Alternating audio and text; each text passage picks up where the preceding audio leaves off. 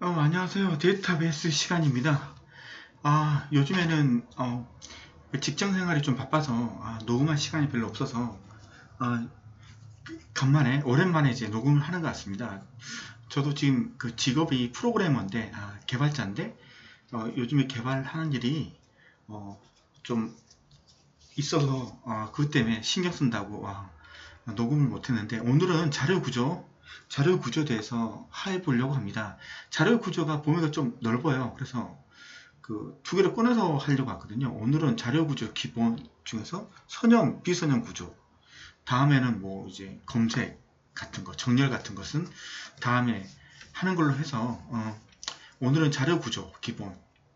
데이터베이스를 하는데 생뚱맞게 자료 구조를 하느냐라고 보실 수 있는데 데이터베이스가 자료잖아요. 자료. 우리가 자료를 검색할 때 빨리 검색해야 되잖아요. 우리가 알고 있는 일반적으로 자료를 오름차순으로 한다든가 아니면 내림차순으로 한다든가 이것도 다 정렬이잖아요. 그걸 좀 또 설명을 드리면 왜 이게 정렬이냐 하면 이런 관점이죠. 우리가 데이터를 넣을 때 이렇게 넣잖아요. 만약 우리가 테이블 입력할 때 이런 식으로 입력을 하잖아요. 이렇게 해서 만약 이렇게 있다면 행갈열로 만약 번호, 이름 뭐 이렇게 들어가고 그 다음에 주소 이렇게 들어가잖아요. 이런 식으로 들어가는데 우리가 입력을 할 때 1번에서 이름이 김누구 이렇게 들어가고 2번이 이게 누구 이렇게 들어가잖아요. 근데 우리가 입력을 할 때 이게 소팅되어 있는 순서대로 입력되는 게 아니고 현재 입력이 소팅돼서 뭐 입력을 할 때 기억, 니귿, 디귿 이렇게 이름을 입력하는 게 아니잖아요. 그냥 본 족족 그 입력을 하고 그래서 데이터베이스에는 소팅이 안 된 상태로 자료가 들어가고 이제 사용자들한테 보여줄 때는 오름차순이든 내림차순이든 여기에 있는 걸 가져와서 다시 소팅을 한 다음에 소팅된 결과를 사용자한테 보여주는 거잖아요. 근데 물리적으로 저장될 때는 소팅이 안 된 상태로 저장이 되는 거잖아요. 이 데이터베이스 자체가 이 자료를 사용자한테 얼만큼 빨리 보여줄 수 있느냐, 그리고 얼만큼 빨리 고칠 수 있느냐, 얼만큼 빨리 삭제할 수 있느냐, 이거 관점이잖아요. 그래서 데이터를 어떻게 하면 빨리 찾을 수 있고, 어떻게 하면 빨리 삭제할 수 있고, 이런 관점에서 이제 자료 구조를 설계를 해야 되잖아요. 이제 그때 데이터베이스가 설계할 때 들어가는 기본적인 이 설계에 대한 관련된 자료 구조 같은 것들, 기본적인 것들, 어렵지 않은 것들, 이것들에 대해서 이제 가르치는 거죠. 근데 자료 구조가 데이터베이스에서도 시험 문제로 나오지만 알고리즘에서도 소팅 같은 것들은 알고리즘 우리 필기 합격하고 실기 때 알고리즘 시험 치잖아요. 그때도 이제 소팅 관련된 것들 알고리즘에 대해서 시험을 치니까 이 부분을 알고 있으면 좋죠. 알고리즘 부분에서도 도움이 될 수 있고 그 다음에 데이터베이스에서도 문제가 나오니까 맞춰지는 거고. 자, 그럼 이제 자료 구조에 대해서 한번 알아보도록 하죠. 자료 구조의 개요. 자료 구조. 여기 보시면 알겠지만 이게 자료가 정리가 안 된 상태죠. 그리고 자료 구조는 얘를 이렇게 정리시키는 상태. 깔끔하게 정리시키는 거. 객관적으로, 비주얼적으로 이렇게 바꾸는 거. 정렬시키는 거. 이런 거죠. 자료를 효율적으로 사용하기 위해서 자료의 특성에 따라서 분류하여 구성하고 저장 및 처리하는 모든 작업. 뭐 이런 건 뭐 컴퓨터에서 처리할 자료를 효율적으로 관리하고 구조화시켜서 이한 학문이다. 자료를 효율적으로 사용하기 위해서 자료의 특성에 따라서 분류하여 구성하고 저장 및 처리하는 모든 작업을 의미한다. 자료 구조에 따라 저장 공간의 효율성과 프로그램의 실행 시간이 달라진다. 이런 것들은 그냥 말만 들어도 알 수 있는 거잖아요. 컴퓨터 분야에서 자료 구조를 배우는 이유. 컴퓨터가 효율적으로 문제를 처리하기 위해서는 문제를 정의하고 분석하여 그에 대한 최적의 프로그램을 작성해야 된다. 데이터베이스도 그렇게 구성된 거죠. 자료의 특성을 이해하고 분석하여 최적의 알고리즘을 개발하는 능력이 필요하다. 데이터베이스가 알고리즘이잖아요. 얼만큼 빨리 고치느냐, 삽입하느냐, 삭제하느냐 이거죠. 그게 최적의 알고리즘이죠. 그래서 우리가 자료 구조하면 알고리즘을 배우는 거죠. 그래서 기본적인 알고리즘 같은 것들, 알아야 되는 사항들, 이런 것들을 배우는 것도 자료 구조에서 문제 해결 단계, 컴퓨터의 문제 해결 과정, 문제 해결 단계, 문제를 정의하고 처리 방식 결정, 알고리즘 작성, 프로그램 작성, 프로그램 번역 및 실행 결과 문제 해답. 뭐 그냥 이거 그냥 보고 넘어가시면 됩니다. 자, 자료 구조에 다루는 내용이 뭐냐면 자료 구조 있죠. 이론적인 측면, 그래프 배우죠. 집합. 여기서는 배우진 않아요. 조합적 분석 이거 안 배우고 확률 이론 이런 거 배우진 않습니다. 뭐 그래프가 뭐냐 이 정도 배우지. 그다음 이산수학 이거 배우지 않죠. 네. 그렇지만 이산수학은 어디에 나옵니까? 암호학에 나오죠. 암호학에. 암호학에서 이산수학이 어떻게 되어 있는지 그 내용은 잘 몰라도 됩니다. 단지 이산수학 이렇게 하면 암호를 해석하기가 힘들다. 이 정도. 알고리즘의 분석, 검색 이거 나오죠. 검색하는 거, 정렬 이거 나오고 효율적 분석 뭐 이런 건 안 나오죠. 이런 거. 그 다음에 실제적인 측면, 문자 이거 나오고 리스트가 뭔지 나오고 트리 나오고 이거 배울 거고 파일 나오고 알고리즘 구조에서 뭐 이런 것들 뭐 이런 것들을 배우는 겁니다. 예. 이거 그냥 보는 거죠. 한번 보고 그냥 넘어가는 거죠. 뭐 이걸 심각하게 보는 건 아니죠. 이 푸요를.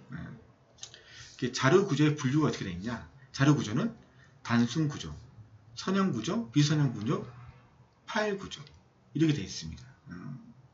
그래서 정수, 실수, 단순 구조는 정수형, 실수형, 문자형, 문자열. 우리 정수가 1, 2, 이거 정수고 실수는 1.5, 2.0 이게 그 실수고 문자는 한자 이렇게 D 이렇게 한자고 문자열은 I love you 할 때 이것도 이게 문자열이죠. 그래서 문자열은 널로 끝난다. 맨 끝이 널 문자가 들어간다. 이거. 그 다음 선형구조 순차 리스트에 대해서 배우고 스택에 대해서 배우고 큐에 대해서 배우고 데크 이것들에 대해서 이제 우리가 이제 학습하는 거죠. 그리고 연결 리스트는 세 가지가 있다. 단순, 이중, 오형. 단순은 한쪽 방향으로만 연결되어 있는 거고 이중은 양방향. 오형은 이렇게 동그랗게 이렇게 되어 있는 거. 비선형 구조는 트리하고 그래프. 파일 구조는 순자 파일, 색인 파일, 직접 파일. 그리고 얘기 안 나왔지만 이번에 우리가 이번 과목 배울 건 선형 구조, 단순 구조, 비선형 구조 이까지 배우고 그다음에 파일 구조, 그다음에 검색,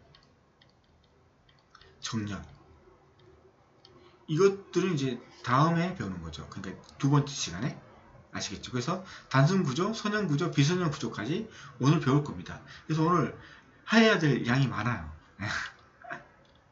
자, 단순 구조는 정수, 실수, 문자, 문자야. 선형 구조. 자료들 간의 앞뒤 관계가 1대1의 선형 관계. 1대1. 리스트, 연결 리스트, 스택, 큐, 테크 등이 있다. 1대1. 비선형 구조. 자료들 간의 앞뒤 관계가 1대 n 또는 n-n 관계. 그러니까 이거죠, 이제. 1대1, 1대 n 관계.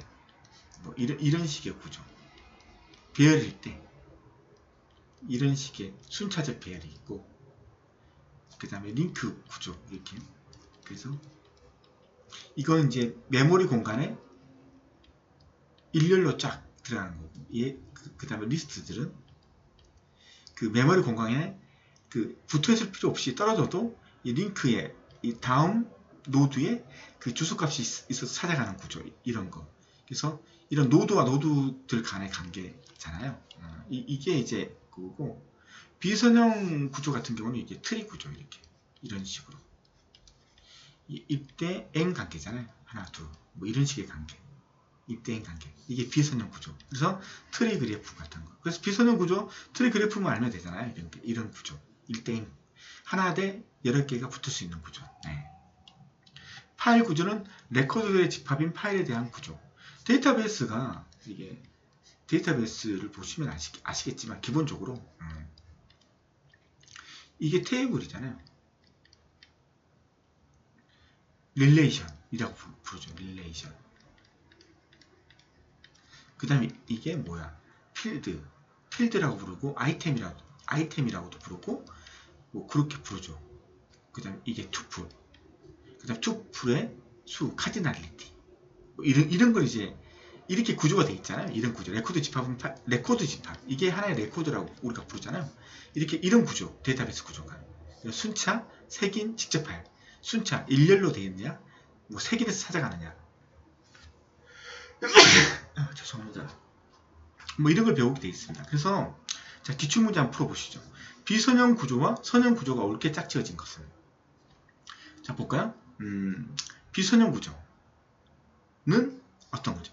트리, 일대인 구조, 그 다음 그래프. 그래서 비선형 구조는 3번, 5번, 나머지 1번, 2번, 4는 선형 구조. 보면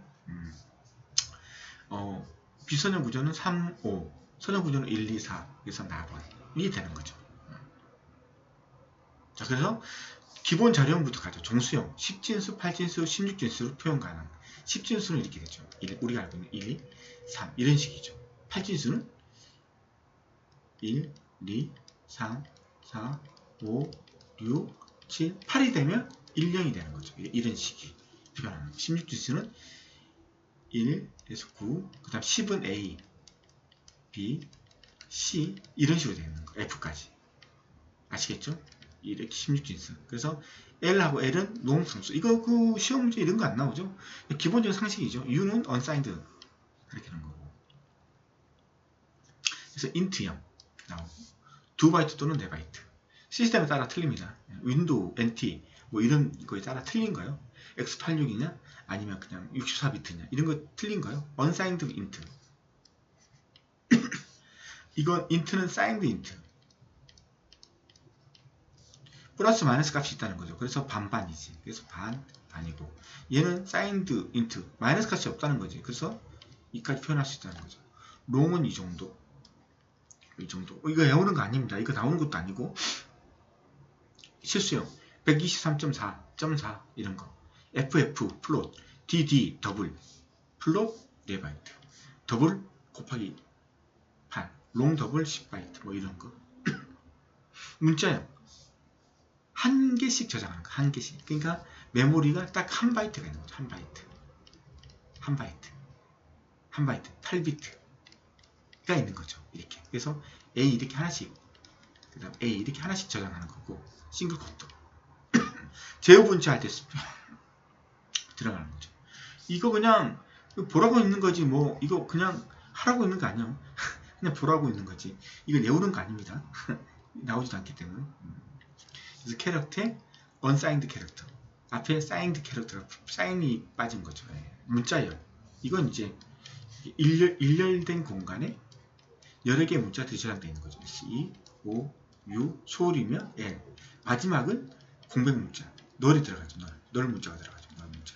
이게 문자열형이죠. 끝에 널이 없으면 어디가 끝인지 모르죠. 그래서 항상 그 문자열형의 끝은 널로 표시가 되어 있죠. 그래야지 너를 만나면 문자의 끝이구나 이렇게 하는 거죠. 오늘은 할 게 많습니다. 그래서 빨리빨리 넘어갈게요. 문자열은 반드시 널로 끝난다. 선형구조 이제부터 이제 좀 머리 쓰기 시작해야 되죠. 선형구조 리니어 스트럭처. 선형구조 다시 해보죠. 뭐가 있었어요? 우리가 알고 있는 그 리스트, 그 다음에 스택, 큐, 대큐 뭐 이렇게 이거 배우는 거죠. 선형 리스트 별과 같이 연속되는 기억 장소. 연속 알겠죠? 연속이요. 이렇게 연속적으로 되어 있는 거죠. 저장되는 리스트를 말한다. 어레이예요. 리스트 중에서도 선형이 있고 비선형이 있잖아요. 그리고 선형 중에서도 리니어 연결 리스트도 있고, 그러니까 리스트를 배우는데 선형은 연속으로 이렇게 배열, 우리가 배열이라고 생각하죠. 배열이 연속적으로 이렇게 쭉쭉 저장 공간에 이렇게 쭉쭉 되는 거죠. 그 연결 리스트는 연속되어 있지 않죠. 그게 차이점이죠. 이게 선형 리스트고, 연결 리스트는 자료들이 반드시 연속적으로 배열되어 있지 않아도 노드 포인터 부분을 이용하여 서로 연결된 구조를 말한다. 그 선형 리스트 같으면 연결되어 있어야 되고, 얘 같은 경우는 이렇게 되어 있는 거죠. 만약 이렇게 연속된 공간이 있다. 1, 2, 3, 4, 5라는 연속된 공간이 있다. 그러면 얘는 이렇게 3번을 가리키고 이 3번은 다시 5번을 가리킬 수 있다는 거죠. 그래서 하나 더 사용해야 되는 거죠. 가리키는 놈. 다음 노드를 가리키는 그 공간이 있어야 되죠. 이렇게. 그래야지 이렇게 가리킬 수 있는 거예요. 이게 이제 연결 리스트. 포인터를 가지고. 이 포인터가 얘를 가리키고 있는 거죠. 포인터가. 포인터도 하나의 공간이죠. 공간이 있어야 되죠. 주소가 있어야 되니까. 포인터가 주소니까. 그래서 헤드가 있고, 헤드가 먼저 얘를 어떤 공간에 얘를 가리킬 거고, 얘를 가리키고 이렇게 되는 거죠. 그래서 이 연속된 공간이라고 했을 때 이런 식으로 되어 있는 거죠. 그래서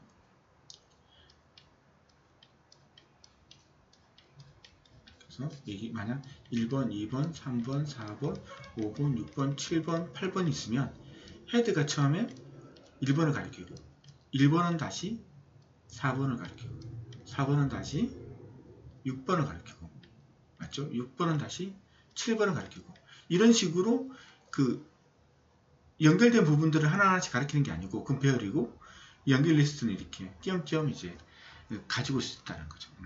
선형 리스트부터 한번 보도록 하죠.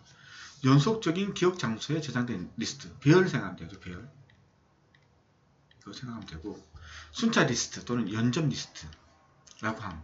우리나라 말은 너무 여러 개가 있어서 참 리니어 리스트 하나만 있으면 되는데 이미의 노드에 접근을 할 때는 인덱스 사용함으로 포인터가 없음. 우리가 배열을 선언할 때 이렇게 되는 거죠. 배열.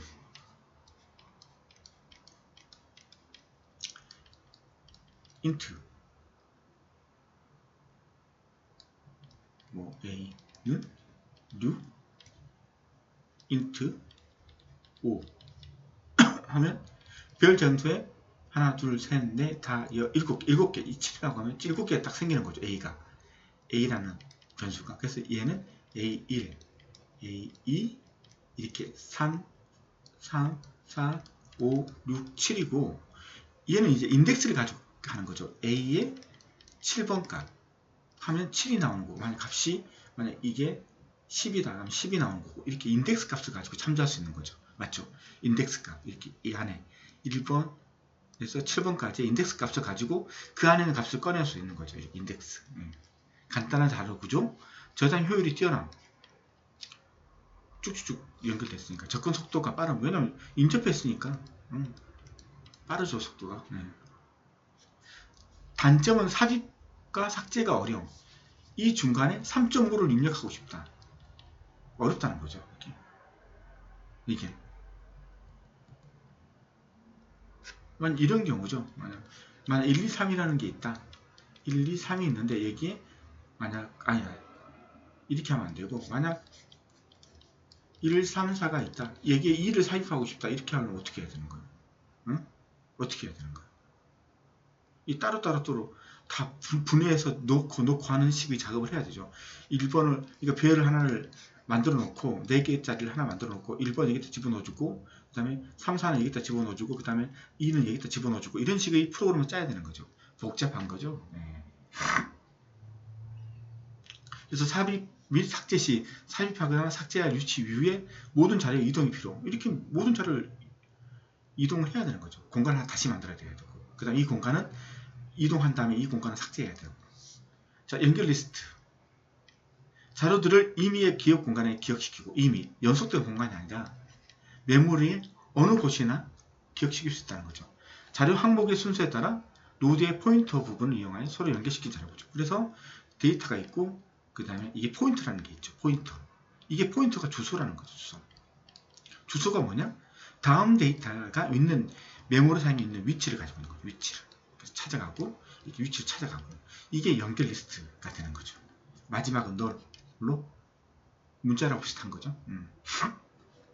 자료의 삽입 삭제가 용이하다. 왜냐하면 하나의 자료를 삽입을 하려고 하면 여기다가 얘는 여기다 가리키면 되고 맞죠? 얘는 이렇게 가르쳐주면 이 두 개만 변경을 하면 하나의 자료를 삽입시킬 수 있어요. 맞죠?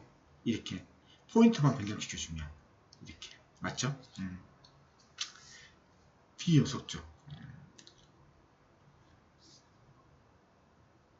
희소의 역량, 행렬을 연결 리스트로 표현 시 기억 장소 이용 효율이죠. 뭐 이건 뭐 뭐가 되죠? 단점 어세스 타임이 느림. 이 느림은 타임이 느리는 상대적인 거예요. 그러니까 표현. 근데 바로 옆에 있는 애들 읽는 게 빠르지. 이 메모리 찾아가서 읽는 게 어세스 타임이 느리죠. 그러니까 이런 거죠. 어떤 거냐면 우리가 메모리 디스크라고 생각해요. 디스크가 이렇게 있잖아요. 메모리가 저장돼 있잖아요. 메모리가 이렇게 디스크가 이렇게 생겼잖아요. 이렇게 생겼잖아요. 그래서 여기에 일렬적으로 이제 배열이 들어가 있잖아요. 그러면 헤더가 디스크 읽을 때 이게 찾은 다음에 여기서 이제 읽으면 되는 거고, 만약 얘 같은 경우 연결 리스트 같은 경우는 하나는 여기에 저장되어 있고 하나는 여기 저장되어 있고 하나는 디스크에 여기에 저장될 수 있는 거잖아요. 그럼 디스크 헤더가 얘를 찾아가. 그 다음에 얘가 얘를 가리켜요. 그럼 다시 얘가 일로 와서 다시 읽어서 여기까지 가야 돼. 맞죠? 그 다음 또 얘 찾아가려면 이까지 또 이동해서 또 읽어야 돼. 그러면 시간이 느리죠. 이렇게 인접해 있는 거 바로 읽어보면 되니까 이거 헤더가 이거 기계 장치가 읽어야 되잖아요. 메모리에 있는 내용을 읽는 걸 보면 이게 있으면 그냥 읽어낼 수 있잖아요. 헤더가 딱 읽어낼 수 있잖아요. 근데 얘는 얘기 읽었다 또 헤더 위치를 또 이렇게 변경시켜서 또 읽었다 하니까 이 기억 기억 장소에 움직이는 이동하는 타임이 꽤 길죠. 네, 그걸 말하는 겁니다. 기억 장소 이용 효율이 나쁨.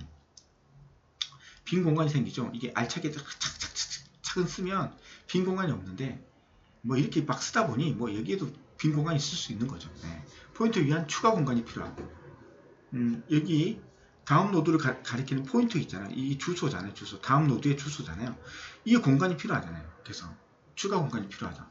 중간 노드 연결이 끊어지면 그 다음 노드 찾기 힘들. 그러니까 얘는 얘를 가리키고 있고 얘는 얘를 가리키고 있는데 얘가 이제 없어졌어. 그러면 얘는 얘를 못 찾아가죠. 맞잖아요. 얘가 얘를 가서 이렇게 찾아가야 되는데 얘가 없어져 버렸어. 그럼 이거 못 찾아가는 거죠. 그러지만 그 다음 노드 찾기 힘들. 그냥 끝나는 거죠. 예. 그래서 링크드 리스트, 단순 연결 리스트 지워야 되겠네.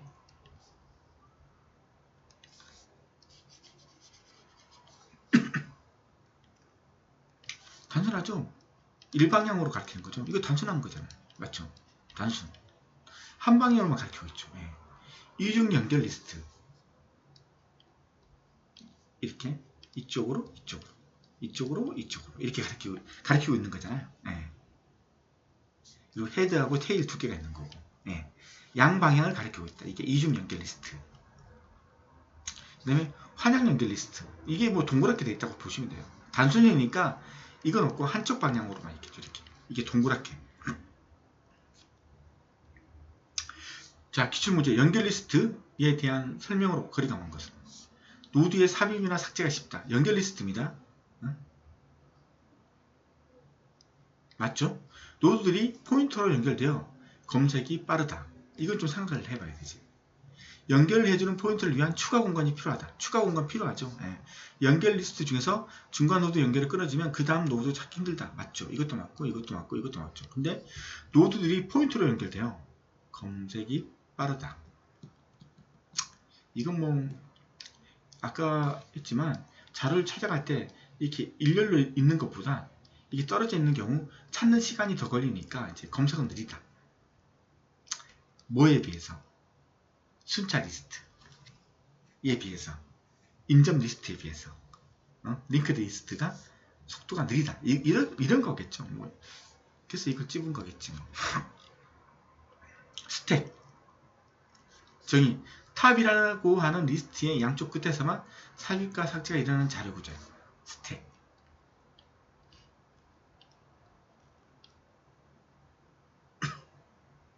스택이죠. 여기가 탑이고. 그래서 자료를 삽입할 때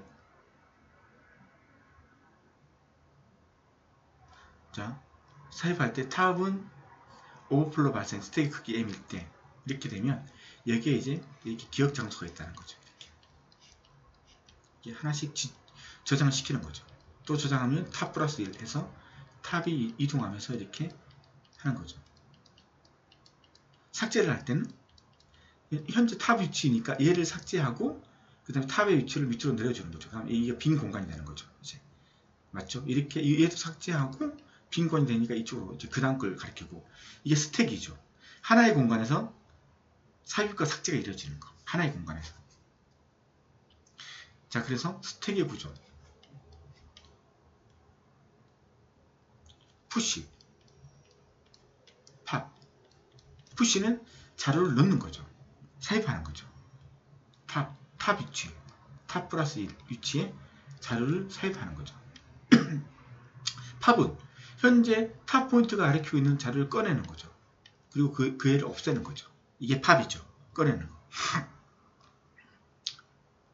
자, 오버플로우 발생하려면 스택 크기가 m이다. 이렇게 스택의 크기가 있죠. 이렇게 스택의 크기가 이게 1, 2, 3인데 m까지야. 이게 m 크기가 m이야. 그럼 이 탑이 가리키죠. 탑 플러스 1이 되는 거죠. 푸시 넣고 푸시 넣고 푸시 넣고 푸시 넣고 푸시 넣고 그 다음에 푸시 넣으면 m을 초과해 버리는 거죠. 메모리를. 그러면 오버플로우가 생기는 거죠. 맞죠?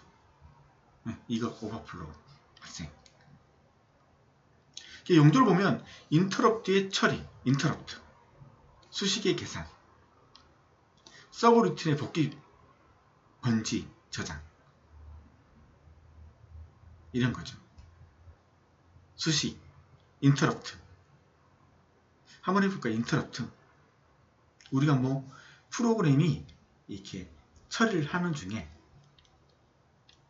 프로그램이 이렇게 순서적으로 처리되는 중간에 인터럽트가 발생되면 우리는 스택에 탑 플러스 1번 위치에 지금 현재 이까지 실행됐으면 이 위치를 여기다 집어넣습니다. 맞죠? 집어넣죠? 그렇게 한 다음에 인터럽트 루틴으로 들어가죠. 인터럽트 루틴으로 그래서 인터럽트 루틴을 실행을 하죠. 실행을 한 다음에 다 끝나면 다시 이쪽으로 돌아와야 되죠. 돌아온 다음에 또 실행을 해야 되는 거죠. 이 인터럽트가 뭐죠? 실행 중에 리드나 라이트, 파일 리드나 라이트 때 이런 인터럽트가 들어왔어. 그럼 인터럽트 처리하고 다시 와야 되죠. 그때 저장되어 있는 주소를 팝 꺼내는 거죠. 팝 꺼내서 여기 있는 주소 값으로 다시 복귀하는 거죠. 이렇게 갔다가 복귀하는 거죠. 그때도 탑을 이용하는 거죠. 아니 그 스택을 이용하는 거죠. 수식의 계산 할 때도 뭐 5 플러스 2는 그러니까 5 플러스 2는 10 이때도 그 스택을 이용하고 서브루틴 복귀 번지 저장 이때도 이제 쓰는 거죠. 이런 거죠. 잠시 광고 말씀드리겠습니다. 여러분의 후원이 더 좋은 동영상을 만드는데 투석이 됩니다. 후원 계좌는 새마을금고 여기로 입금해 주시면 되고요.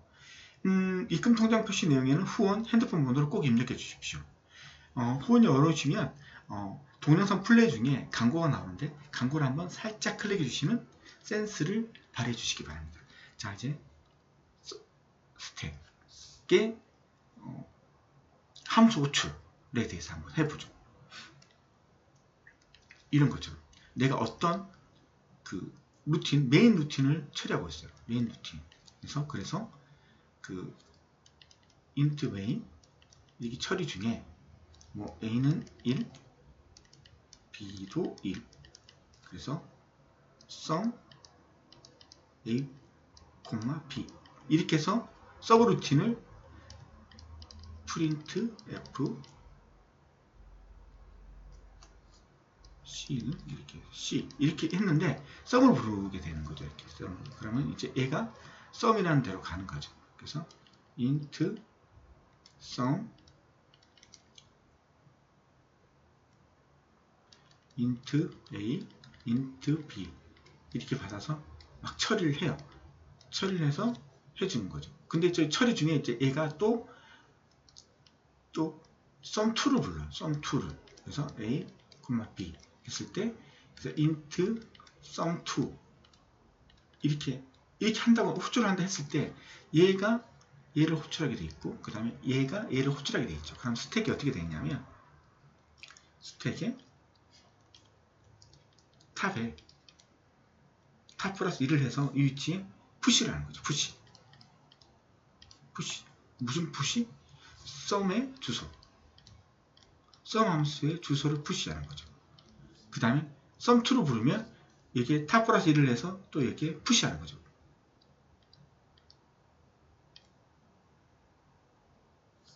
얘는 썸의 주소가 아니라 메인의 주소를 기억하죠. 죄송합니다. 메인의 주소. 얘는 썸의 주소. 그래서 그 썸을 다 처리하면 이제 이쪽으로 복귀를 해야 되잖아요. 이쪽으로 복귀를 해야 되잖아요. 맞죠? 복귀하려면 팝을 하는 거죠. 그래서 이 썸의 주소로 팝을 하는 거죠. 그럼 이 썸의 주소로 가고 그 다음에 이거 다 끝나서 다시 얘가 이쪽으로 가려고 하면 얘도 마찬가지죠. 이게 팝했으니까 또 팝을 하는 거죠. 메인 주소를 팝하는 거죠. 그러니까 메인 주소가 나올 거고 그래서 이쪽으로 찾아가게 되는 거죠. 그때도 이제 스택을 이용하게 되는 거죠. 같은 말이죠. 부프로그램 호출, 함수 호출의 순서제요. 뭐 이런 거죠. 순환적 프로그램을 처리하기 위한 요소. 무슨 말이야? 스택, 복귀 주소, 순환에서 탈출하는 조건. 뭐 이런 거고. 뭐 그게 중요한 게 아니죠. 삽입 알고리즘은 탑 위치 하나를 더 플러스해서 그 다음에 이거죠. 네. 이게 지금 메모리의 크기죠. 이 크기를 넘어서면 안 되죠. 그래서 탑 플러스 1을 해서 이게 푸시하고 여기 푸시해서 n보다 크다. 이게 플러스 1을 했는데 이게 탑 플러스 1을 했는데 n보다 크다. 그럼 뭐예요? 오버플로 생기는 거죠. 오버플로 맞죠? 아니면 값을 넣는 거죠. 아니면 오버플로 아니면 넣는 거고. 삭제 알고리즘.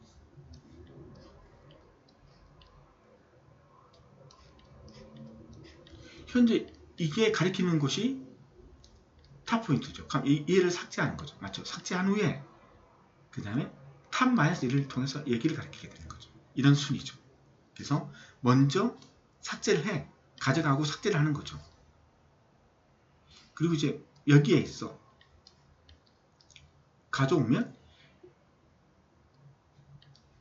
이제 가져올 게 없으면 언더플로가 되는 거고. 아시겠죠? 자, 기출문제. 스택의 응용 분야의 거리가 먼 것은? 운영체제의 작업 스케줄링. 함수 호출의 순서제요. 함수 호출, 인터럽트, 수식의 계산. 이것들이 이제 스택의 특징이죠. 스택이 하는 일이죠. 운영체제 작업 스케줄링. 스택인 것보다는 리스트 구조가 되겠죠. 리스트나 다른 구조들이 되겠죠. 그 운영체제에서 작업 스케줄을 보면 퍼스트 컴, 퍼스트 아웃 이 있거든요. 이것도 뭐 리스트 구조잖아요. 먼저 들어온 게 먼저 나가고 선입선출, 먼저 들어온 게 먼저 나간다. 이게 선입선출. 이런 것도 있고 그러니까 뭐 리스트에 가까운 거죠. 이런 것들은. 네. 기출문제. 스택 알고리즘에서 t가 스택 포인터이고 t가 스택 포인터예요. m이 스택의 길이일 때 m이 스택의 용량, 길이. 서브루틴 AA가 처리해야 하는 것은 뭐냐? t는 t 플러스 1, 이거 삽입이죠. 그래서 t가 삽입하려는데 그 위치가 m보다 지금 메모리 공간보다 초과했다. 그럼 이건 오버플로우잖아요. 넣고 싶은데 넣을 공간이 없어. 오버플로우. AA는 오버플로우. 아니면 스택에다가 넣는 거죠. 아이템을. Q. 리어라고 하는 리스트의 한쪽 끝에서 삽입이 일어나고 프론트라고 부르는 반대쪽 끝에서 삭제가 일어나는 구조. 뭐 이런 식으로 리어. 그래서 입력되고 프론트에서 삭제가 되는 거죠. 퍼스트 컴, 퍼스트 아웃. 먼저 들어온 놈이 1, 2, 3, 4, 5 먼저 들어온 놈이 나가고 이런 구조. 이게 뭐 스케줄링 관련된 것들. 퍼스트 인, 퍼스트 아웃 구조. 삭제 포인트, 헤드, 프론트. 자, 여기서 들어오는 거죠. 테일, 리어.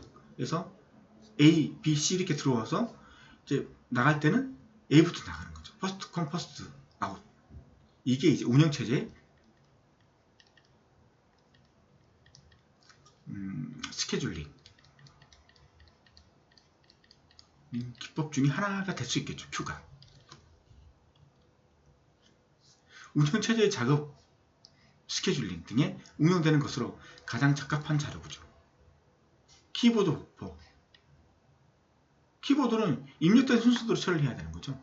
먼저 입력되면 먼저 처리해야 되는 거죠. 내 자판을 쳤는데 그 자판이 먼저 입력된 게 나중에 들어오면 한글 조합이 안 되는 거죠. 스풀 운영식. 스풀. 기출문제. 운영체제의 작업 스케줄링 등에 응용될 수 있는 가장 적합한 자료구조. 작업 스케줄링, 운영체제. 스텝 Q.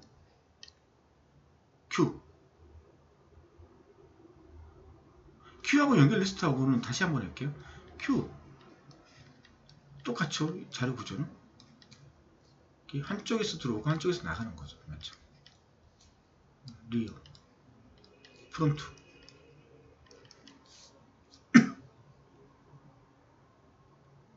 연결 리스트는 이런 식으로 되는 거죠. 이런 식으로 연결하는 거죠. 트리는 이런 구조가 트리가 되는 거예요. 퍼스트 인, 퍼스트 아웃 이런 구조. Q가 운영체제 작업 스케줄링에 적합하다. 구조가. 데크. 이 양쪽에서 이거 같은 경우는 Q 같은 경우는 한쪽으로 들어오고 한쪽에서 나가는 건데 이건 이게 이쪽으로도 될 수도 있고 이쪽으로 될 수 있는 구조를 가지고 있는 거죠. 데크가 서로 다른 방향에서 입출력이 가능한 거죠. 입출력이 여기서도 입출력이 다 가능한 거죠. 입출력이 가능한 거죠. 입력이 한쪽에서만 발생하고 출력은 양쪽에서 일어날 수 있는 입력 제한과 입력은 양쪽에서 일어나고 출력은 한 곳에만 이루어지는 출력 제한도 있습니다. 많다는 거죠. 스택과 Q를 복합한 형태. 양 끝에서 삽입과 삭제가 가능하게 하도록 Q를 일반화한 것. 복잡하겠죠. 이런 구조죠. 삽입 삭제가 다 된다는 거죠. 한쪽에서. Q는 삽입은 한쪽, 삭제가 한쪽이었잖아요. 얘는 둘 다 된다는 거죠. 삽입과 삭제가 양쪽 끝에서 이루어지므로 두 개의 포인트 엔드1과 엔드2를 사용하는 선형 자료 구조는 데크라는 거죠. 데크.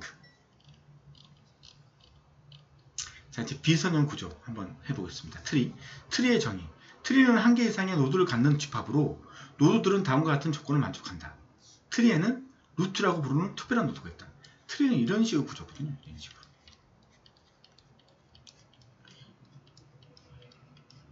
트리, 나무. 그래서 이게 루트라는 거죠.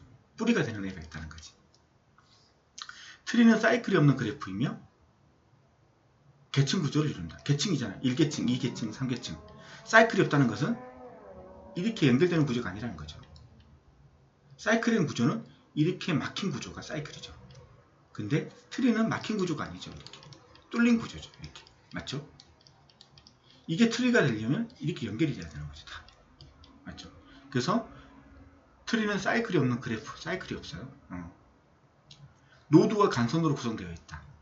자, 이런 식으로 되어 있죠. 이렇게 되어 있을 때 이것 노드라고 부르죠. 이것도 노드라고 부르죠. 그 다음에 노드와 노드를 연결한 선, 이게 간선이 되는 거죠. 엣지, 간선, 엣지.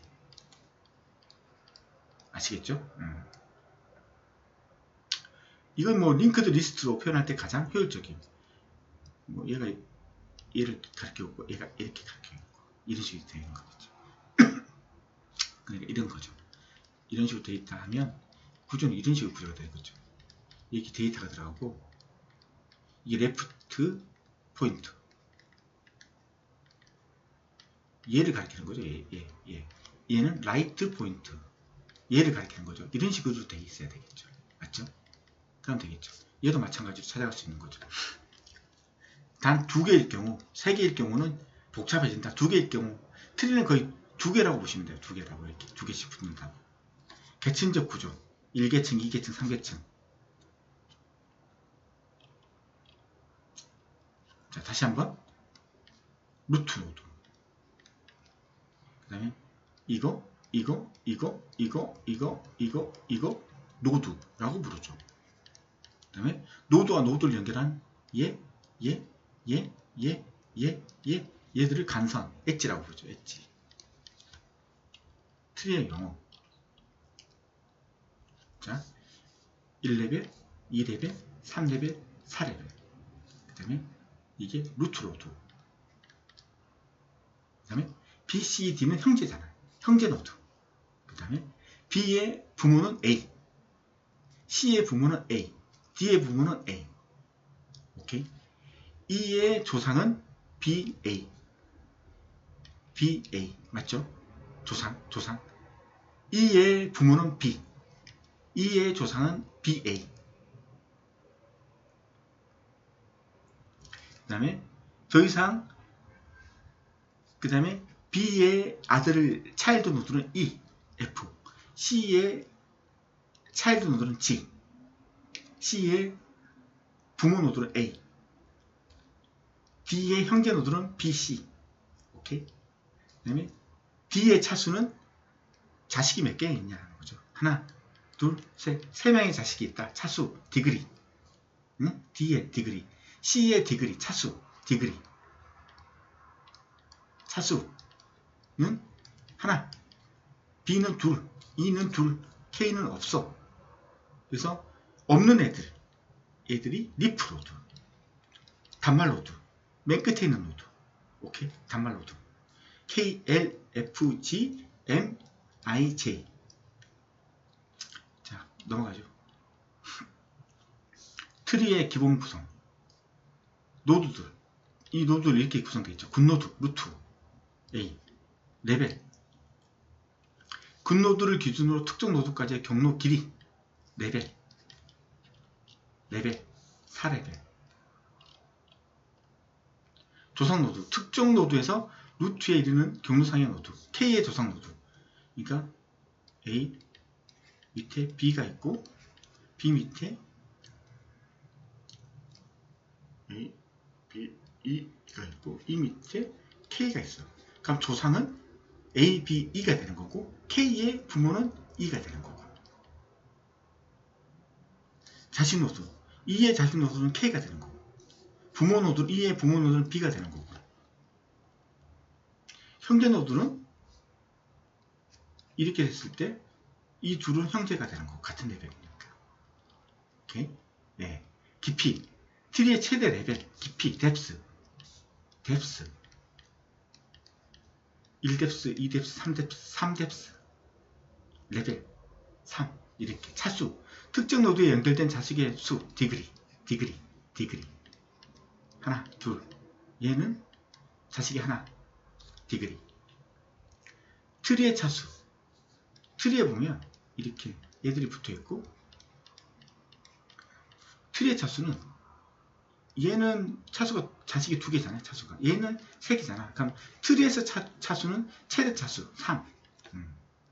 단말 노드 얘. 더 이상 자식이 없는 노드들 단말 노드. 이런 식으로. 이건 뭐 보시면 알 거고 충분히 설명드렸다고 생각합니다. 아래 그림에서 트리의 차수. B의 차수는 3. 자식이 3개잖아요. C는 2, E는 2, A는 2. 그래서 이 트리에서 최대 차수는 3. 오케이. 아래 그림에서 트리의 차수와 터미널 노드의 수. 트리의 차수. A는 2, B는 3, C는 2, F는 1, H는 1. 그래서 B는 3, 디그리 3. 그다음 터미널 노드, 마지막 노드, 자식이 없는 노드. 하나, 둘, 셋, 넷, 다섯. 그래서 이거 자식이 없는 노드, 터미널 노드. 트리에서 임의의 노드 n에 연결된 다음 레벨의 노드는 무엇이라는가? 트리에서 임의의 노드 n에 연결된 다음 레벨의 노드. n의 자식이잖아요. 친들은. 오케이? 예. 트리의 특징. 연결 리스트 구조로 표현. 그래서 얘는 얘를 가리키고 있고 얘는 얘를 가리키는 거죠. 맞죠? 이게 주소죠. 그러니까 B의 주소는 20이죠. 20을 가리키는 거죠.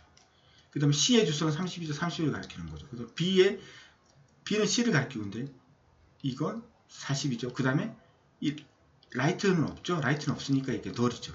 널. 이런 식으로 표현할 수 있다는 거죠. 자, 트리의 운영법. 이것도 중요하죠. 운행법. 컴퓨터 기억 공간에 표현된 트리의 각 노드를 중복되지 않게 정해진 순서대로 전부 검색하여 트리의 정보에 관한 사항을 알고자 함. 이전 트리의 운영법은 30가지. 운영법 종류. 이전 트리 운영법 프리오더. 자, 프리가 루트부터 찾고 그 다음에 레프트 라이트. 루트 위치만 봐요. 프리는 루트가 맨 처음이야. 오케이. 그 다음에 인 오더는 루트가 중간이야. 자, 포스트는 루트가 끝이야. 아시겠죠? 아시겠죠? 자, 아래 트리의 구조에 대해서 프리, 인, 포스트. 루트가 맨 앞에 있어. 맨 앞이고, 얘는 중간이야. 중간. 얘는 루트가 맨 끝에 있어요. 루트가. 자, 그래서 프리오더는 어떻게 했느냐? 루트, 레프트, 라이트 순으로 운행하는 거죠. 알겠죠? 그래서 한번 해볼게요. 프리로, 자, 루트 A 맞죠? 그 다음에 레프트 B죠. B. 그 다음에 라이트인데 라이트 하기 전에 또 자식이 있잖아요. 그래서 이게 루트잖아요. 루트인데 D. 루트인데 자식이 없잖아요. 이제 이쪽은 끝났어. 그 다음에 루트까지 했으니까 레프트까지 했으니까 라이트 해야 하는 거죠. 라이트. C 갔어. C 갔어. C 갔는데 레프트부터 해야 돼. 레프트. E 하고 그 다음에 레프트 끝 다시 루트 입장에서는 루트를 했으니까 다시 레프트 가야 되죠. 레프트 G 맞죠? 그 다음에 H 라이트 가고 맞죠? 라이트 갔죠? 그 다음에 루트 레프트 이제 라이트 F 이런 식으로 하는 거죠. A, B, D 그래서 A, B, D, C, E, G, H, F 이게 이제 프리오더라는 거죠. 자 이제 지우고 그 다음에 다른 모드를 한번 해볼까요? 그럼 지우고 이것도 다 지우고 인오더로 한번 해보죠. 인오더. 오늘 시간 많이 가겠네. 할 게 많아가지고 인오더를 하죠. 오더. 인오더는 어떻게? 레프트, 루트, 라이트죠. 이렇게. 그래서 레프트부터 하는 거죠. 자, 루트부터 하는 게 아니고 레프트부터 해야 돼요. 레프트를 해야 돼요. 근데 지금 이거 이제 루트가 이쪽으로 오면 루트가 됐잖아요. 그럼 레프트부터 해야 돼. 레프트 D. 그래서 D가 먼저죠. 오케이, D. 레프트, 그 다음에 루트를 하는 거죠. 두 번째가 레프트 루트니까 B. 라이트를 하는데 라이트가 없어. 그러니까 하지 말고 다시 레프트 루트, 다시 루트, 그 다음에 라이트를 가는 거죠. C를 갖고 C를 왔는데 지금 루트를 먼저 하는 게 아니고 레프트부터 해야 돼요.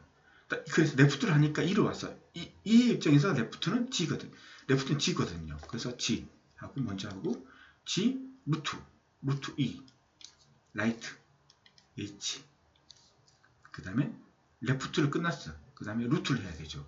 C 루트를 하고 라이트 F 그래서 DBA 있나? DB 그런 건 없구나. 하여튼 이렇게 하면 되고 이게 이제 인오더고 포스트오더 한번 해. 포스트오더로 한번 해. 포스트는 어떻게 하는 거죠? 레프트 라이트 루트 그렇죠. 자 레프트부터 해야 돼요. 자, 레프트부터 해야 돼요. 근데 이게 루트잖아요. 여기서는 루트가 되잖아요. 레프트 D 하고 이거 라이트를 하는데 라이트가 없어. 라이트가 없으니까 루트 하는 거죠. 그 다음에 루트. 왔어. 그래서 레프트를 했어. 레프트 끝나서 이제 라이트를 해야 돼. 라이트. A는 맨 끝에 끝날 거예요. 맨 끝에. 그래서 라이트를 왔어. 라이트 끝난 다음에 루트니까 라이트를 왔어. 라이트를 왔고 하니까 레프트부터 처리해야 돼. 왔어. 그럼 얘도 레프트를 처리해야 돼. 레프트. G가 되는 거지. G. 그 다음에 이거 라이트 H 처리하고 루트 처리해야 돼. 루트.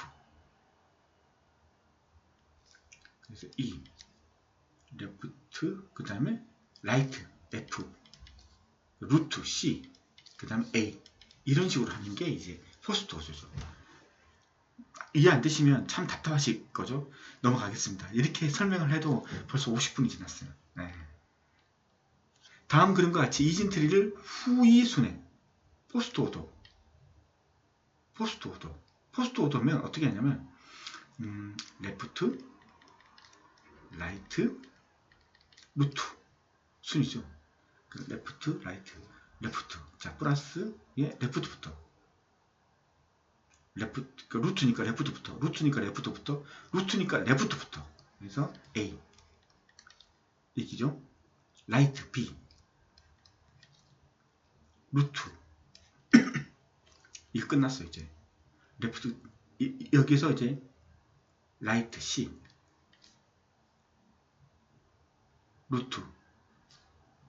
루트까지 왔어. 곱하기 왔어. 그 다음에 라이트 D 루트 곱하기 라이트 E 플러스 이렇게 되는 거죠. 이 포스트 오더가 되는 거죠. 그래서 AB 슬래시 C 맞죠? AB 슬래시 C 곱하기 D 곱하기 E 플러스 맞는 거죠? 네. 그래서 이거 4번. 창작하면 어렵지 않아요. 맞죠?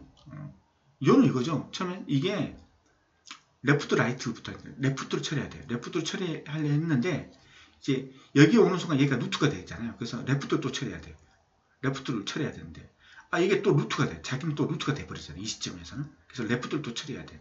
레프트로 가서 처리하려고 왔는데 또 자기 밑에 자식이 있어. 레프트가 있어. 그럼 얘부터 처리해야 한다는 거죠. 맨 끝에 있는 애들부터. 아시겠죠? 맨 끝에 있는 애들부터. 네. 수식의 표기법. 산수식을 계산하기 위해 기억 공간에 기억시키는 표기법. 자, 수식 표기법.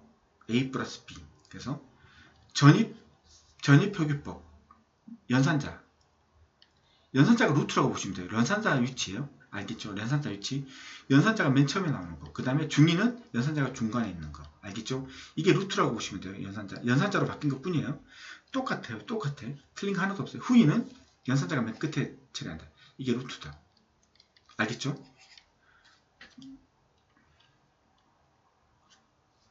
이 그림이 있을 때 연산자가 맨 처음에 하는 게 전위, 프리픽스. 그 다음에 중간에 하는 게 인픽스, 포스트픽스가 맨 마지막에 한다. 이거 똑같아요. 루트하고 연산자가 루트라고 보시면 돼요. 표기법 변환.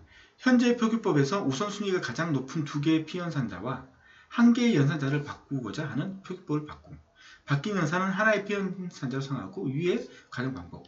이거 그냥 문제 풀어보면 알아요. 이거 말로는 힘들지. 자, 중위를 후위 표기법으로. 이게 중위로 돼 있다는 거죠. 중위. 맞죠? 이렇게 돼 있잖아요. 이렇게. 자, 이걸 후위로 하면 어떻게 되는 거예요? 연산자가 맨 끝으로 가는 거죠. 연산자가. 그럼 이제 하기 전에 먼저 가로를 쳐야 돼요. 우선순위가 있어요. 사칙 연산의 우선순위가 뭐냐면 플러스 마이너스보다 곱하기 나누기가 먼저다. 알겠죠? 그래서 이렇게 가로를 치는 겁니다. 알겠죠? 무슨 말이냐면 5 플러스 2 나누기 7 이렇게 돼 있잖아요. 만약 이 가로를 안 해주면 어떻게 되냐면 5 플러스 2가 먼저 처리되고 그 다음에 이 결과에 나머지가 나누기 7이에요. 이러면 계산이 안 나와요. 무슨 말이냐면 이렇게 하는 거죠. 5 플러스 2 나누기 7 2로 하지 말고 이게 7이라고 했을 때 7 나누기 7은 1이죠. 그래서 5 플러스 1은 6이 나옵니다. 맞죠? 만약 이걸 이렇게 계산하지 않고 먼저 5 플러스 7 나누기 7 이렇게 하면 5 플러스 7 이게 뭔지 하면 12가 되잖아요. 12 나누기 7은 뭐 1점 얼마 나오겠지. 말이 안 되는 계산이 나와버리잖아요. 그래서 우선순위가 아주 중요한 거예요. 우선순위를 잘못 계산해버리면 답이 틀리게 나온다는 거죠. 그래서 우선순위를 생각하면서 해야 돼요. 알겠죠? 그래서 먼저 우선순위를 가로를 쳐줘야 된다는 거죠. 우선순위를. 그래서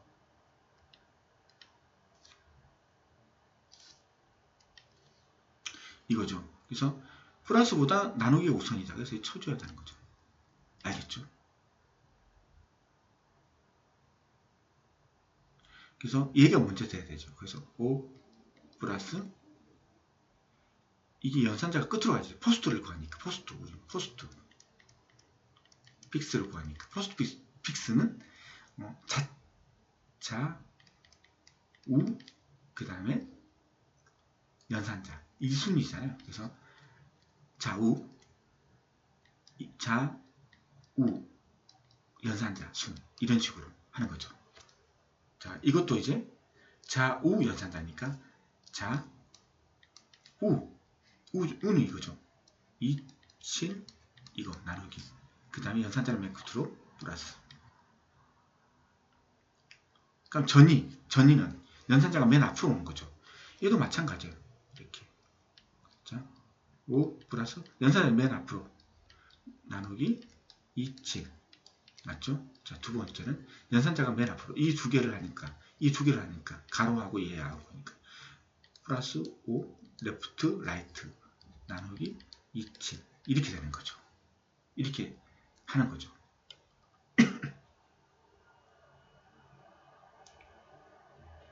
아시겠죠?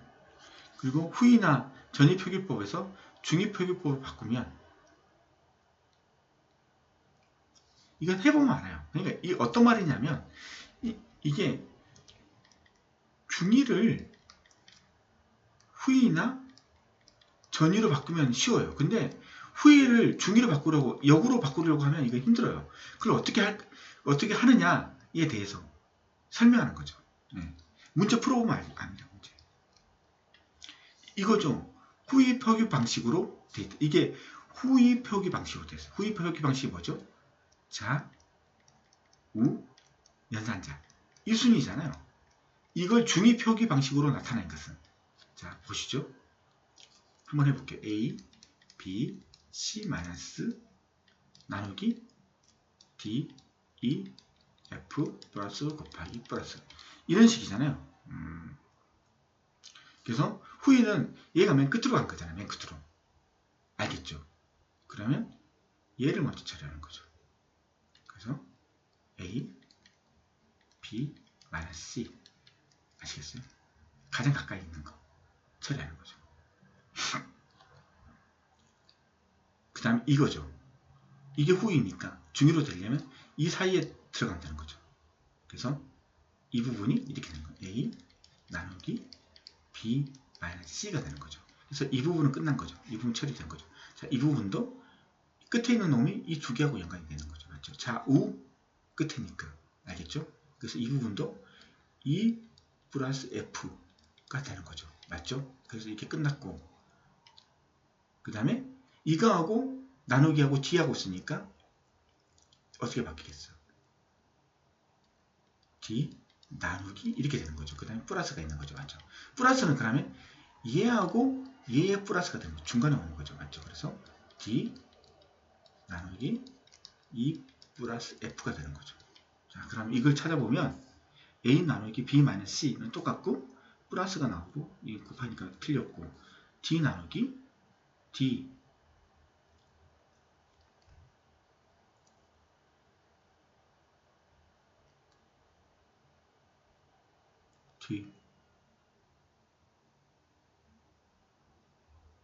나누기 없는데? 이게 나누기 아니잖아. 곱하기잖아. 곱하기. 죄송합니다. 이거 곱하기였네. 나누기인 줄 알았어요. 그럼 이게 나누기 아니고 곱하기. D 곱하기 플러스 F. 그러니까 이거지. D 곱하기 2 플러스 F. 아, 이거 이게 나는 나누기인 줄 알았어. 이게 나누기인 줄 알았어. 곱하기 했는데. 그래서 이게 나가 되는 거죠. 한번 차근차근 한번 해보세요. 네. 트리의 종류. 트리의 종류는 이진 트리. 디그리가 2 이하로 구성된 트리. 깊이가 K인 이진 트리의 최대 노드의 수. 이거.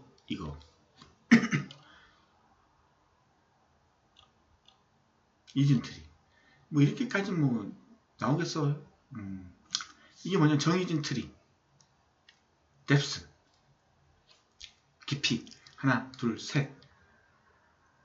아, 이게 잘못됐네. 이게 K면 이게 K가 되는 거죠. 전체 노드 수는. 그러면 정의준 트리가 뭐냐면 두 개로 꽉 채워진 거. 이거에 두 개로 꽉 채워졌죠. 이것도 두 개로 꽉 채워졌죠. 이게 정의준 트리 꽉 채워진 게. 그럼 이거에 전체 노드는 몇 개냐? 그러면 이건 이렇게 되는 거죠. 2의 뎁스. 하나, 둘, 셋, 3, 마이너스 1. 이라는 거죠. 그래서 2의 3승은 2를 3번 곱한 거죠. 2, 4, 4, 2, 8. 8, 마이너스 1은 7. 정의진 트리의 전체 노드 수는 하나, 둘, 셋, 넷, 다, 7개, 7 맞잖아요. 레벨마다 이 공식이 또 들어간다는 거죠. 뭐 이것만 알면 되겠지만 이건 뭐냐면 그 레벨 1일 때 노드는 몇 개냐? 그러면 2의 1 마이너스 1은 2의 0은 1이다. 이거죠. 이 레벨은 2의 2 마이너스 1은 2의 1승이다. 2의 1승은 2 되는 거고, 그 다음에 2의 3레벨 마이너스 1은 2의 2승. 2의 2승은 4개다. 그래서 레벨의 노드 수는 이렇게 계산한다. 뭐 이런 거겠죠. 네. 전 이든 트리. 이런 거죠. 여기에 하나가 생략됐죠. 이렇게. 이게 전 이진 트리죠. 근데 전 이진 트리의 뭐냐면 전이진 트리는 각 노드에 붙인 1에서 n 일련 번호와 1대 n으로 대응되는 트리다. 중간에 비어있으면 안 된다. 이런 식이죠. 이 5번하고 10번을 보시면 5번하고 10번이 보시면 이건 괜찮은데 이거죠. 5번에 10번 여기가 없다 이러면 안 된다는 거예요. 순서대로 채워져야 된다. 순서대로 여기가 채워져야 되지. 여기 채워주면 안 되는 거죠. 이건 괜찮은데 요건 안 된다는 거죠. 순서대로 들어가요. 순서대로. 알겠죠? 힙은 완전 이진 트리. 전 이진 트리. 완전 이진 트리. 이 트리거든요. 이 트리. 이걸 말하는 거거든요. 힙은 이걸 써요. 힙은. 전 이진 트리. 힙. 힙이 뭔지 아시죠? 힙. 스택. 힙. 이건 뭐 함수 호출, 뭐 파라메터 저장. 파라메터라는 게 누가 나를 호출했을 때 넘겨주는 값, 이 파라메터 할 때는 스택이 담당하고 동쪽 메모리 우리가 뭐 어떤 큰 공간이 필요할 때 뉴로 생성하는 공간들, 이건 힙으로 만들어지는 거죠. 스택 구조는 봤잖아요. 아까 탑 플러스 1 푸시 팝은 탑 마이너스 1 이렇게 배웠잖아요. 그럼 힙은 어떤 구조를 쓰느냐? 전 이진 트리 구조를 쓴다는 거죠. 전 이진 트리 구조. 힙은 이런 구조로 된다는 거죠. 부모 노드의 키값이, 그러니까 힙도 두 개가 있어요. 완전 이진 트리. 이게 이렇게 다 돼 있으면 정이진 트리지만 이렇게 안 채워진 부분도 있으니까 꼭 이렇게 다 꼭 채워질 필요 없잖아요. 그래서 전이진 트리를 쓰는데 최대 힙이 있고 최소 힙이 있어요. 최대 힙은 부모 노드의 키값이 자식 노드의 키값보다 항상 커야 돼. 그러니까 부모 노드가 자식 노드보다 커. 봐요. 32가 자식보다 크잖아요. 30이 자식보다 크잖아요. 21이 자식보다 크잖아요. 이 규칙을 꼭 만족해야 돼요. 힙이. 아시겠죠? 네.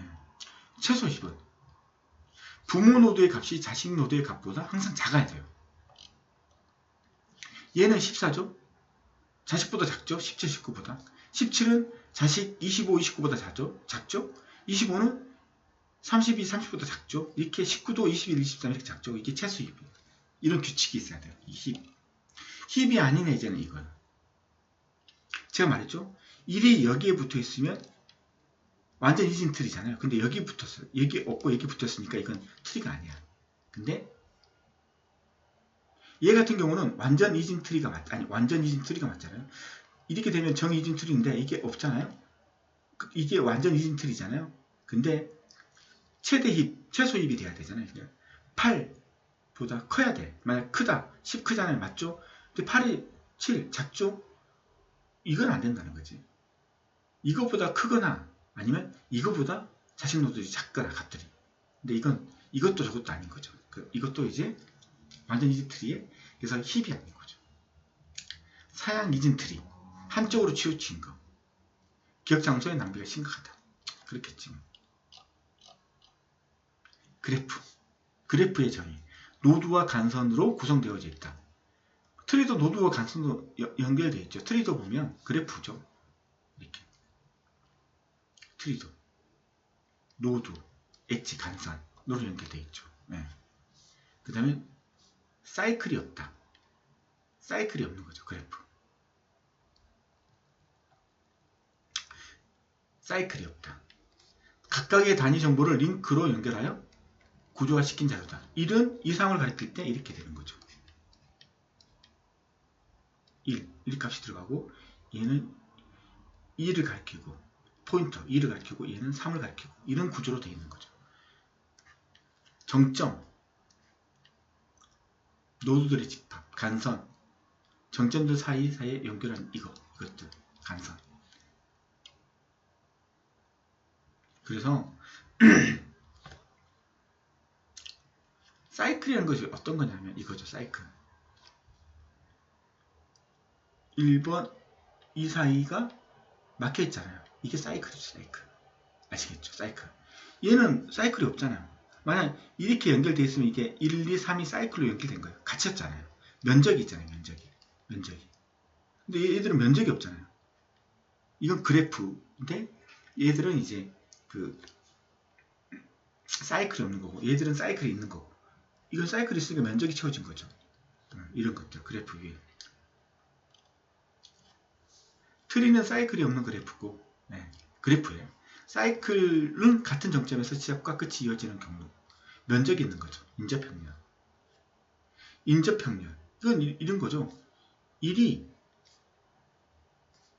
자기 자신을 빼고 2하고 연결되어 있고 3하고 연결되어 있고 4하고 연결되어 있다. 2는 1하고 연결되어 있고 자기 자신을 빼고 3하고 4하고 연결되어 있다. 이걸 이제 표로서 행렬로서 나타난 거죠. 인접행렬. 인접 리스트 최소 비용 신장 트리. 자, 가정치가 가장 작은 간선들을 사이클이 이루어지지 않도록 연결시켜 만든 그래프가 최소 비용 신장 트리. 자, 이거죠. 최소 비용 신장 트리는 사이클이 없어야 돼요. 사이클. 면적이 있으면 안 돼요. 자, 1번, 5번, 6번이에요. 면적이 생겼죠. 면적이 이렇게. 자, 면적이 생기면 최소 비용 신장 트리는 이 면적을 없애야 돼요. 없애는데 자, 이 값이 가장 큰 놈을 없애는 거죠. 23번. 18, 20, 23이죠. 얘를 없애서 이렇게 연결시키는 거죠. 이렇게. 맞죠? 그럼 지금 면적이 없어진 거죠. 이렇게. 얘를 없애버렸으니까. 자, 이게 없어지면서 얘도 그래프가 안 생기는 거죠. 맞죠? 사이클이 없는 거죠. 얘도. 사이클이 끊긴 거죠. 근데 얘는 면적이 있는 거죠. 아직까지. 그러면 6번, 2번, 14번, 11, 14, 6 중에 최대 비용을 끊어주는 거죠. 얘를 끊어버리는 거죠. 얘를 14를. 그러면 이렇게 되는 거죠. 맞죠? 이렇게. 맞죠?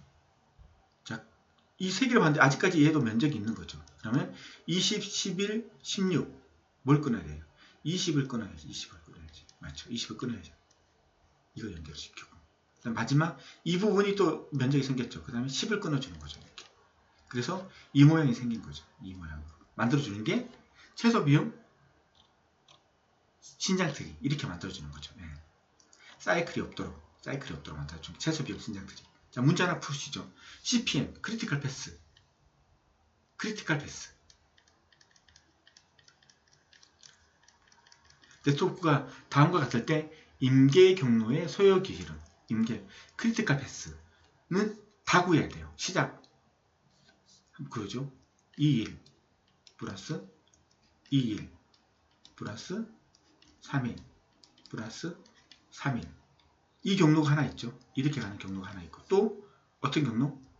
2일 가는 2 플러스 그 다음에 2는 갔으니까 3일로 가야죠. 3 플러스 5일로 가야죠. 5 플러스 4일. 자, 마지막 이쪽으로 가는 게 있죠. 그래서 3 플러스 5 플러스 4 이렇게 되는 거죠. 그럼 이제 계산해 보면 이제 비용을 계산하는 거죠. 2 플러스 2 4 7 10. 그 다음에 2 플러스 3 5 10 14. 얘는 8 12 맞죠? 그래서 임계의 경로는 최대값. 이 값들 중에 최대값 14. 이거. 크리티컬 패스 네트워크가 다음과 같을 때 임계의 경로는 가장 비싼 값을 가지고 있는 14. 3번이 되는 거죠. 아시겠죠? 오늘 여기까지 하시고요. 다음에는 정렬 탐색 기법 나머지 부분을 하도록 하겠습니다. 들어주셔서 감사합니다.